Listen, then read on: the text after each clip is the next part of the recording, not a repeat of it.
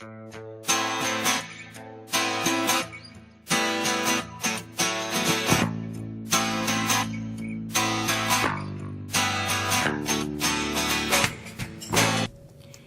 Republicans privately expressed their confidence in their narrow Senate majority, but feared the House was slipping away.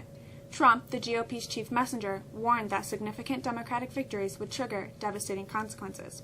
Democrats, whose very relevance in the Trump era depended on winning at least one chamber of Congress, were laser-focused on health care, as predicted victories would break up the GOP's monopoly in Washington and state governments. Republicans hold a 23-seat advantage in the House and 2-seat majority in the Senate.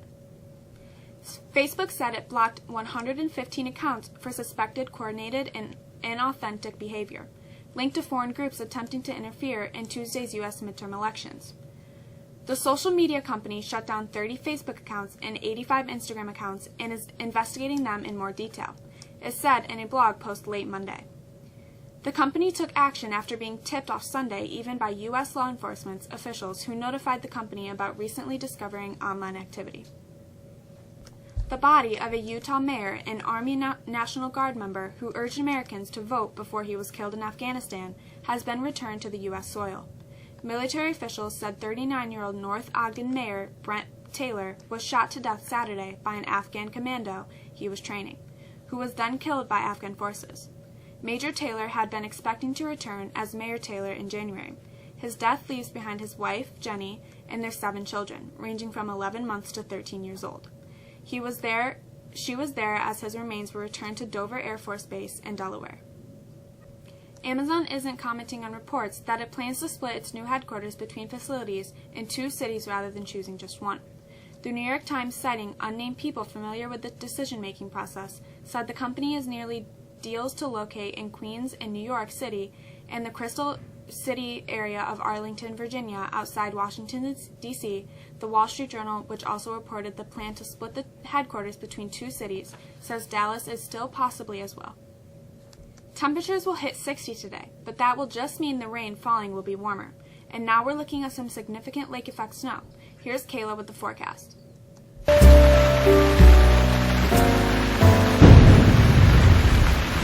We start the day with some steady rain, and the rest of our Tuesday will feature intermittent rain showers. Highs do reach 60 though. More rain overnight before we see mostly cloudy skies for Wednesday while we cool off. Highs will be in the upper 40s. If you missed the rain, don't worry. It's back Wednesday night into Thursday morning. Highs Thursday will reach the mid-40s. Looks like rain again for Friday, and then we start to see some changes in our temperatures.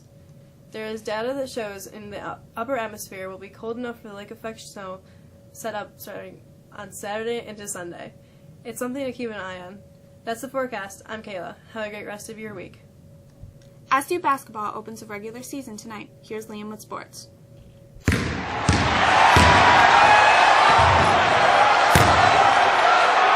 The Syracuse men's basketball team opens the 2018-19 season against Eastern Washington on Tuesday night amid high expectations. Syracuse returns all 5 starters from the team that advanced to the Sweet 16 of the NCAA tournament last year. Leading the way for the Orange will be junior guard Tyus Battle, the leading scorer last season, and sophomore forward O'Shea Brissett, who led SU in rebounding a year ago. Syracuse looks like it will be without its 3-point guards, all of whom are trying to come back from injury. Game time is 7 p.m. at the Carrier Dome. Marcus Mariota accounted for 3 touchdowns amid the Titans' spoiled Amari Cooper's Dallas debut with a 28-14 victory Monday night. The end zone pickoff of Dak Prescott came after Mariota fumbled the first 2 Tennessee possessions. This win by the Titans, who are now 4-4, ended their 3-game losing streak, while handing the Cowboys, who are 3-5, their first loss in 4 home games and making their road to playoffs a difficult one. Over the last 2 weeks, the same 12 teams have occupied the top 12 spots in the Associated Press college football poll. Not in the same order, but without much movement. In that same time, 18 teams have held the spots 13 through 25, and just one team, Texas, was in the same spot from one week to the other. The AP Top 25 has never had consecutive weeks where more ranked teams lost than the previous 2. In all, 21 ranked games have gone down the last 2 weekends. The result, in part, is 7 ranked teams that have already lost 3 games in the 10th regular season poll. By comparison, over the last 6 years, there was a total of 8 ranked teams with 3 losses after week 10. Syracuse cracked the top 25 2 weeks ago and leapt forward to number 13 this week. They face Louisville this Friday.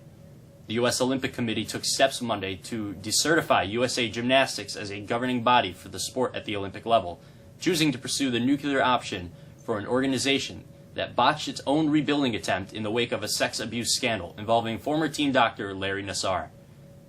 In an open letter to the gymnastics community, USOC CEO Sarah Hirschland said, "You deserve better," and that the challenges facing USA Gymnastics are more than it's capable of overcoming as currently constructed. That's it in sports. I'm Liam. Have a great day.